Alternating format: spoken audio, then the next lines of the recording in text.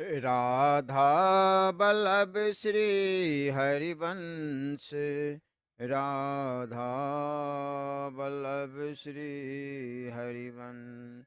जय जय राधा बल्लभ श्री हरिवंश। राधा वल्लभ श्री हरिवंश। जय जय राधा वल्लभ गुरु हरिवंश। गुरु वृंदावन गुरु बनि चंद्र। जय जय राधा वल्लभ गुरु हरिवंश। गुरु वृंदावन गुरु बनि चंद्र।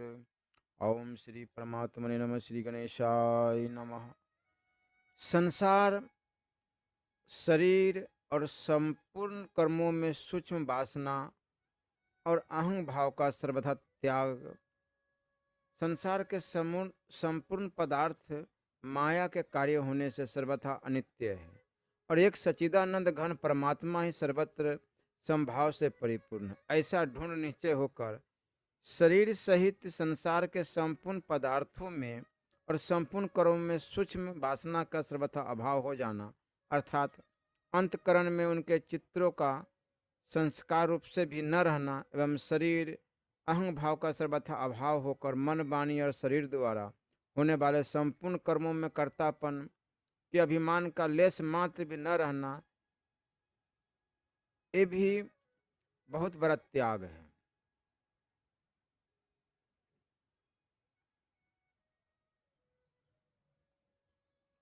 धैर्य रखना, अद्रोह, अभय, निरहंकारता, शांति और ईश्वर में अनन्य भक्ति इत्यादि सद्गुणों का आविर्भाव स्वभाव से ही हो जाता है। इस प्रकार शरीर सहित संपूर्ण पदार्थों में और कर्मों में वासना और अहंग भाव का अत्यंत अभाव होकर एक सच्चिदानंद घन परमात्मा के स्वरूप में ही एक ही भाव से नित्य निरंतर ढूंढ स्थिति रहना ज्ञान की तीसरी भूमिका में परिपक्व अवस्था को प्राप्त हुए पुरुष के लक्षण है। उपरोक्त गुणों में से कितने ही तो पहली और दूसरी भूमिका में ही प्राप्त हो जाते हैं, परंतु संपूर्ण गुणों का आविर्भाव तो प्राय तीसरी भूमिका में ही होता है, क्योंकि वह सब भगवत प्राप्ति के अति समीप पहुँचे हुए पुरुषों के लक्षण एवं भगवत स्वरूप के साक्षात ज्ञान में हेतु। इसलिए श्री कृष्ण भगवान ने प्राय इन्हीं गुणों को श्री गीता जी के 13वें अध्याय में श्लोक 7 से 11 तक ज्ञान के नाम से तथा 16वें अध्याय में श्लोक 1 से लेकर 3 तक देवी संपदा के नाम से कहा है तथा उक्त गुणों को शास्त्रकारों ने सामान्य धर्म माना है। इसलिए मनुष्य मात्र का ही इसमें अधिकार है। अतएव उपयुक्त सद्गुणों का अपने अंतकरण में आविर्भाव करने के लिए ही सभी को भगवान के शरण होकर विशेष रूप से प्रयत्न करना चाहिए।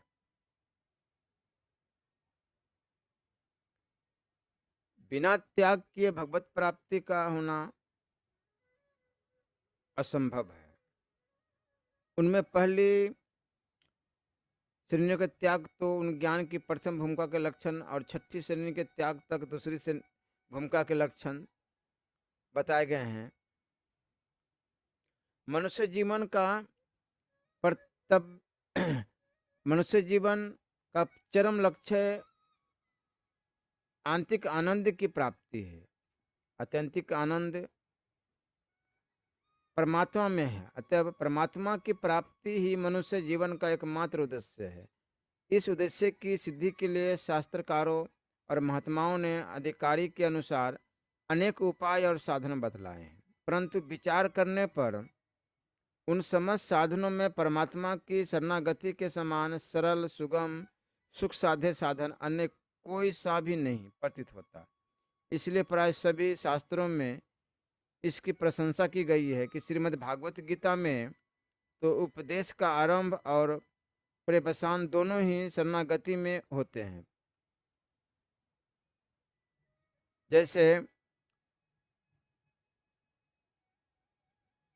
अर्जुन जी बोलते हैं कि मैं आपका शिष्य हूँ, शरणागत हूँ, मुझे यथार्थ उपदेश दीजिए, ऐसा कहता है, तब भगवान उपदेश का आरंभ करते हैं और अंत में उपदेश का उपसंहार करते हुए कहते हैं कि संपूर्ण धर्मों को अर्थात संपूर्ण कर्मों के आशय को त्याग कर केवल मुझ एक सच्चिदानंद घन वासुदेव परमात्मा के ही अनन्य शरण को प्राप्त हो। मैं तुझे संपूर्ण पापों से मुक्त कर दूंगा, तू चिंता मत कर। इससे पहले भी भगवान ने शरणागति को जितना महत्व दिया है उतना ने किसी भी साधना को नहीं दिया। जाति या आचरण से कोई कोई कैसा भी नीच या पापी क्यों न हो, भगवान की शरण मात्र से ही वह अनायास से परम गति को प्राप्त हो जाता है। भगवान ने भी खुद कहा कि हे अर्जुन, स्त्री, वैश्य, शूद्रादि और पाप योनि वाले भी जो कोई होवे, वो भी मेरे शरण होकर जो परम गति को ही प्राप्त होते हैं।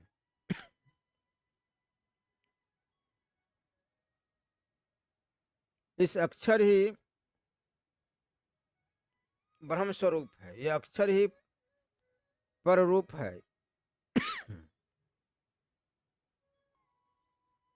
ईश्वर की शरणागति से समाधि की प्राप्ति होती है। आगे चलकर पतंजलि इसका फल बतलाते हैं। उस ईश्वर प्राणिधान से परमात्मा की प्राप्ति और साधन में आने वाले संपूर्ण विघ्नों का भी अत्यंत अभाव हो जाता है। भगवान श्री राम ने घोषणा की है,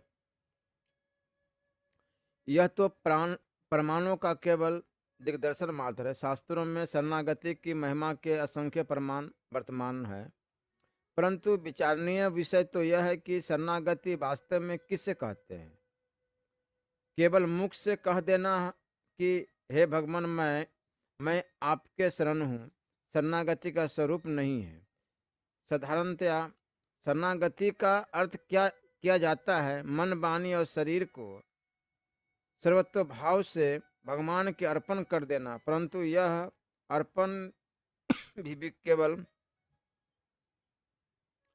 कह देने मात्र से सिद्ध नहीं हो सकता। यदि इसमें अर्पण की सिद्धि होती तो अब तक न मालूम कितने भगवान के शरणागत भक्त हो गए होते हैं। इसलिए अब यह समझना चाहिए कि अर्पण किसे कहते हैं।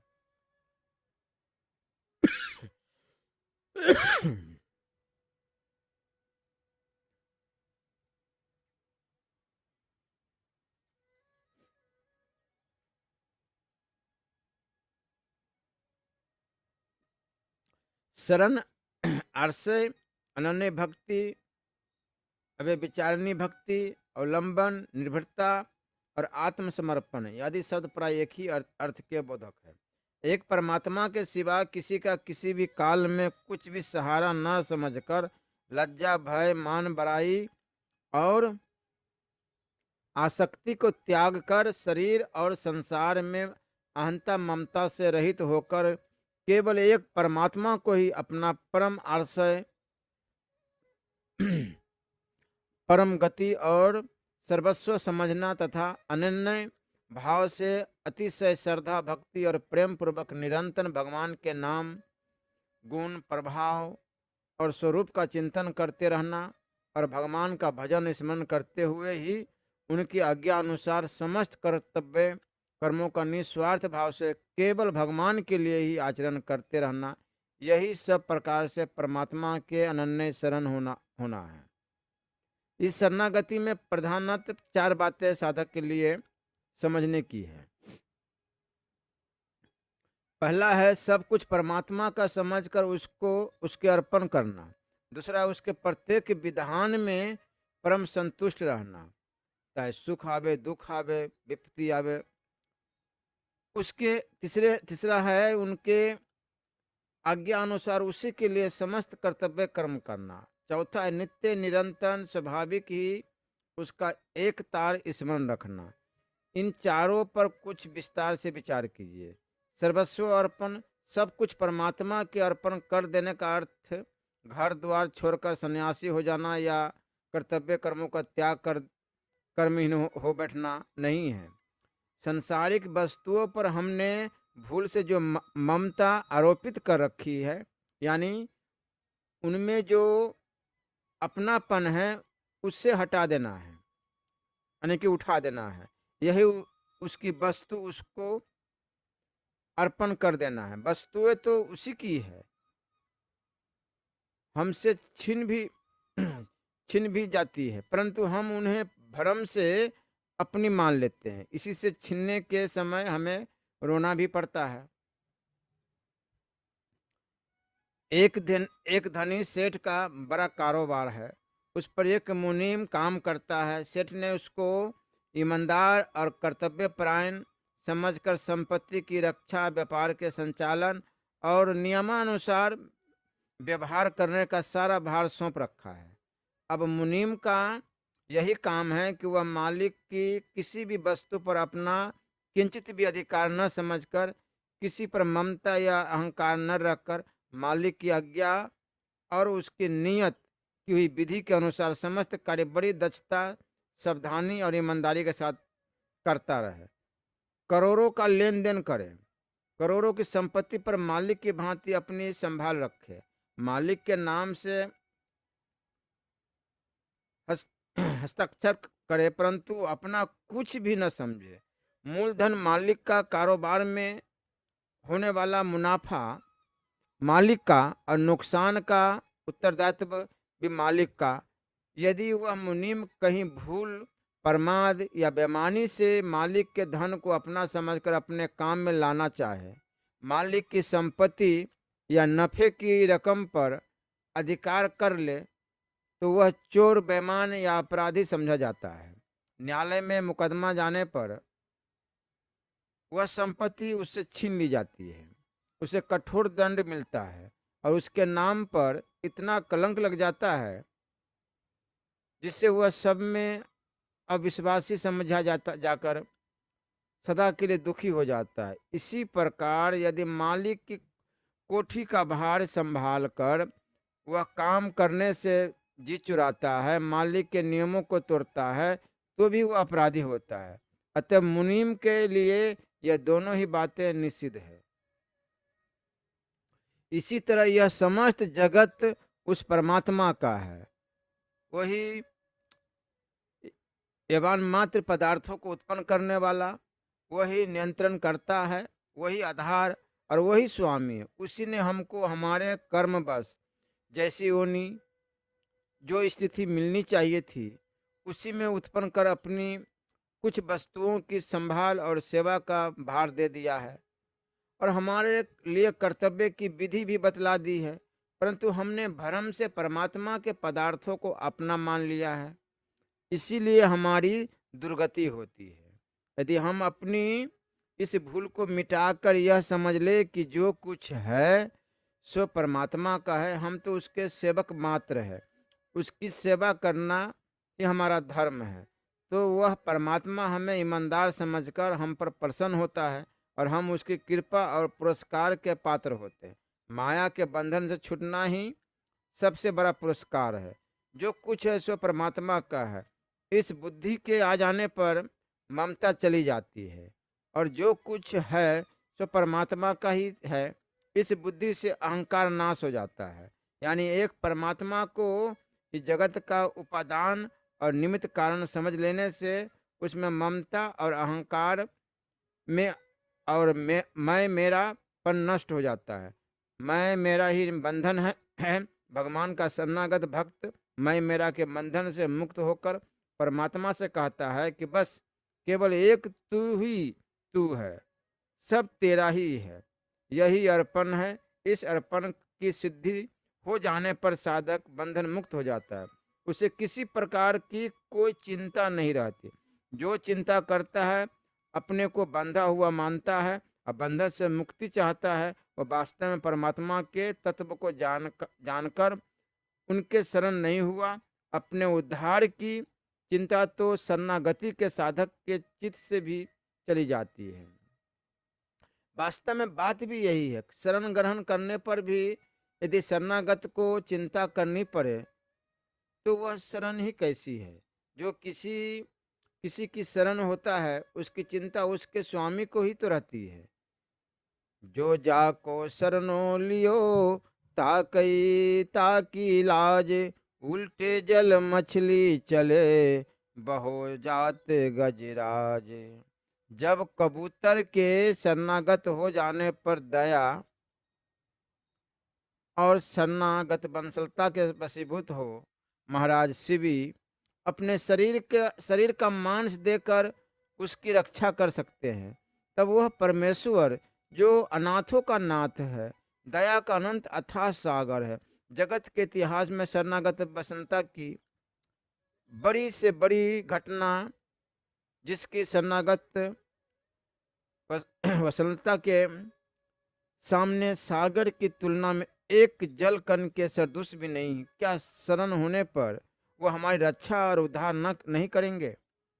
यदि इतने पर हमारे मन में अपने उद्धार की चिंता होती है और हम अपने को शरणागत भी समझते हैं, तो यह हमारी नीचता है। हम शरणागति का रहस्य ही नहीं समझते।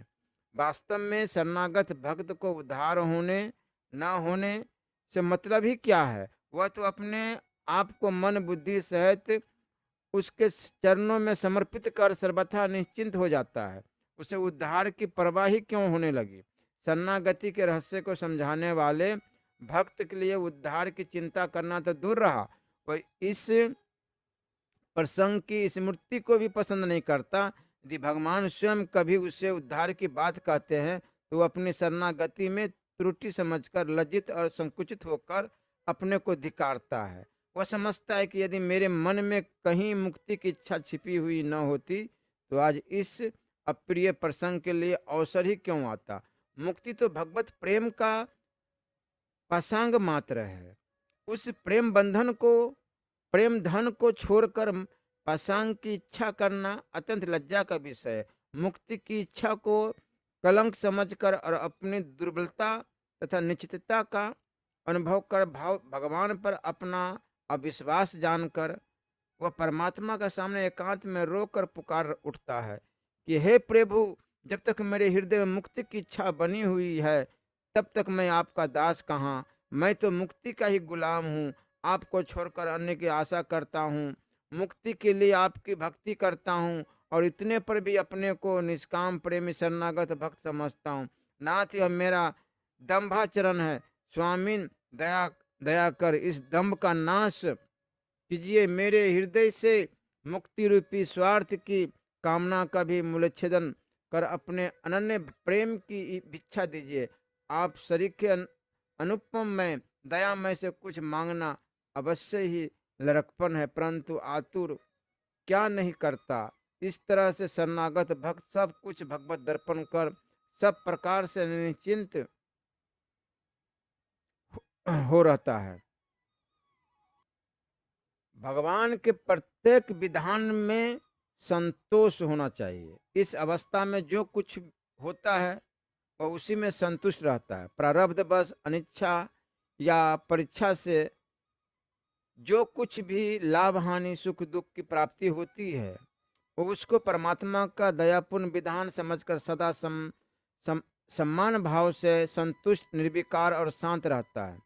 गीता में भी कहा है, अपने आप जो कुछ आप प्राप्त हो उसमें संतुष्ट रहने वाला, हर्ष शोकादि द्वंद्वों से अतीत हुआ तथा मत्सरता अर्थात ईर्षा से रहित, सिद्धि और असिद्धि में संभाव वाला पुरुष कर्मों को करके भी नहीं बंधता है। वास्तव में शरणागत भक्त इस तत्व को जानता है कि देव योग से जो कुछ आप प्राप्त होता है वह ईश्वर के न्याय संगत विधान और उसकी दयापूर्ण आज्ञा से होता है। इससे वह उसे परम सुहृद प्रभु द्वारा भेजा हुआ इनाम समझकर आनंद से मस्तक झुकाकर ग्रहण करता है। जैसे कोई प्रेमी सज्जन अपने किसी प्रेमी न्यायकारी सुहृद सज्जन के द्वारा किए हुए न्याय को अपनी इच्छा से प्रतिकूल फैसला होने पर भी उस सज्जन की न्यायपरायणता, विवेक बुद्धि, विचारशीलता, सुहृदता, पक्षपातहीनता और प्रेम पर विश्वास रखकर हर्ष के साथ स्वीकार कर लेता है। इसी प्रकार शरणागत भक्त भी भगवान के करे से करे विधान को सहर्ष सादर स्वीकार करता है, क्योंकि वह जानता है कि मेरा सुहृद अकारण करुणाशील भगवान जो कुछ विधान करता है उसमें उसकी दया, प्रेम, न्याय और मेरी मंगल कामना भरी रहती है। वह भगवान के किसी भी विधान पर कभी भूल कर भी मन मैला नहीं करता। कभी कभी भगवान अपने शरणागत भक्त की कठिन परीक्षा भी लिया करते हैं। वे सब कुछ जानते हैं, तीनों काल की कुछ भी बात उनसे छिपी हुई नहीं है। तथापि भक्त के हृदय में से मान, अहंकार, दुर्बलता आदि मलों को हर कर उसे निर्मल बनाने और उससे परिपक्व कर उसका परम हित करने के लिए परीक्षा की लीला किया करते हैं।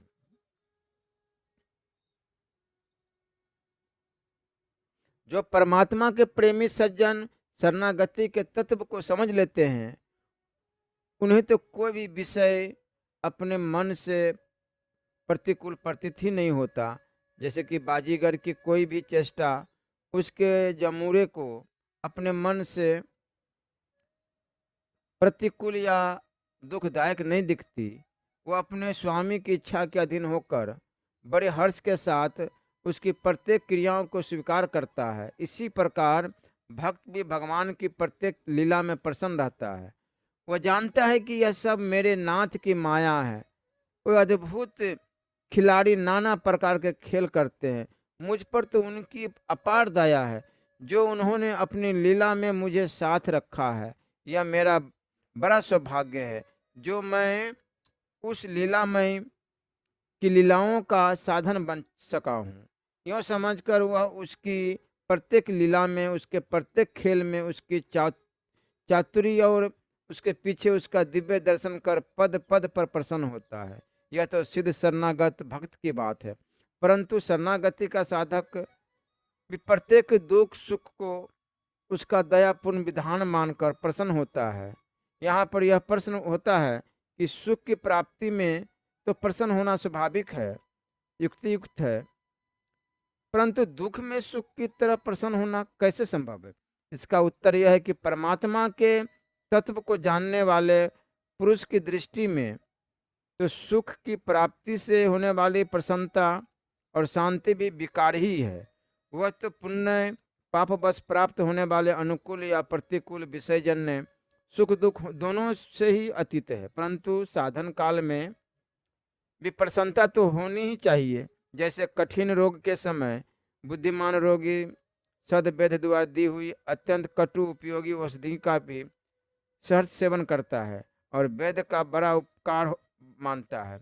इसी प्रकार निस्वार्थी वेद रूप परम सुहृद परमात्मा द्वारा विधान किए हुए कष्टों को सहर्ष स्वीकार करते हुए उसकी कृपा और सहायता के लिए ऋणी होकर सुखी होना चाहिए। भगवान का प्रिय प्रेमी शरणागत भक्त महान दुख रूप फल को बड़े आनंद के साथ भुगता हुआ पद पद पर उसकी दया का स्मरण कर परम प्रसन्न होता है। वह समझता है कि दयालु डॉक्टर जैसे पके हुए फोड़े में चीरा देकर सड़ी हुई मवाद को बाहर निकालकर उसे रोग मुक्त कर देता है, इसी प्रकार भगवान भक्त के हितार्थ कभी कभी कष्ट रूपी चीरा लगाकर उसे निरोग कर बना देते हैं।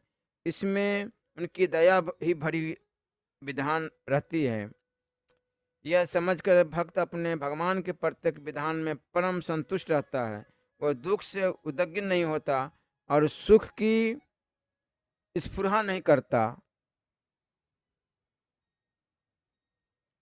भगवान के आज्ञा अनुसार कर्म यदि मनुष्य करे तो मेरे हिसाब से दुख की तो संभावना ही नहीं।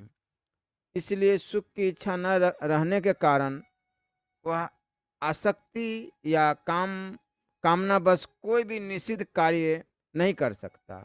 उसका प्रत्येक कार्य ईश्वर की आज्ञा अनुसार होता है। उसकी कोई भी क्रिया परमात्मा की इच्छा के प्रतिकूल नहीं होती, क्योंकि परमात्मा की इच्छा में ही वो अपनी इच्छा मिला देता है। वो अपनी कोई स्वतंत्र इच्छा नहीं रखता। जबकि एक साधारण श्रद्धालु सेवक भी अपने स्वामी के प्रतिकूल कोई कार्य नहीं करना नहीं चाहता। कभी भूल से कोई विपरीत आचरण हो जाता है तो वह लज्जित संकुचित होकर अपनी भूल पर अत्यंत पश्चाताप करता है। तब भला निष्काम पर प्रेम भाव से शरण में आया हुआ श्रद्धालु ईश्वर भक्त परमात्मा के प्रतिकूल किंचन मात्र कार्य भी कैसे कर सकता है? जैसे सती शिरोमणि पतिव्रता स्त्री अपने परम प्रिय पति को भृकुटी की ओर ताकती हुई सदा सर्वदा पति के अनुकूल ही उनकी छाया के समान चलती है, उसी प्रकार ईश्वर प्रेमी शरणागत भक्त भगवत दीक्षा का अनुसरण करता है, सब कुछ उसी का समझकर उसी के लिए कार्य करता है। यहाँ पर यह प्रश्न होता है कि जब ईश्वर सबके प्रत्यक्ष नहीं है, तब ईश्वर की आज्ञा या इच्छा का पता कैसे लगे? इसका उत्तर है कि प्रथम तो शास्त्रों की आज्ञा ही एक प्रकार से ईश्वर की आज्ञा है, क्योंकि त्रिकाल यज्ञ भक्त ऋषियों ने भगवान का अभिप्राय समझकर ही प्राय शास्त्रों का निर्माण किया है। दूसरे श्रीमद् भागवत गीता जैसे ग्रंथों में भगवद्दा आज्ञा प्रत्यक्ष ही है। इसके सिवा भगवान सर्वव्यापी और सर्वांतर्यामी होने से सबके हृदय में सदा प्रत्यक्ष विद्यमान है। मनुष्य यदि स्वार्थ छोड़कर सरल जिज्ञासु भाव से हृदय स्थित ईश्वर से पूछे तो उसे साधारण यथार्थ उत्तर मिल ही जाता है। झूठ बोलने, चोरी करने या हिंसा आदि करने के लिए किसी का भी हृदय सच्चे भाव से आज्ञा नहीं देता। यही भगवान की इच्छा का संकेत है।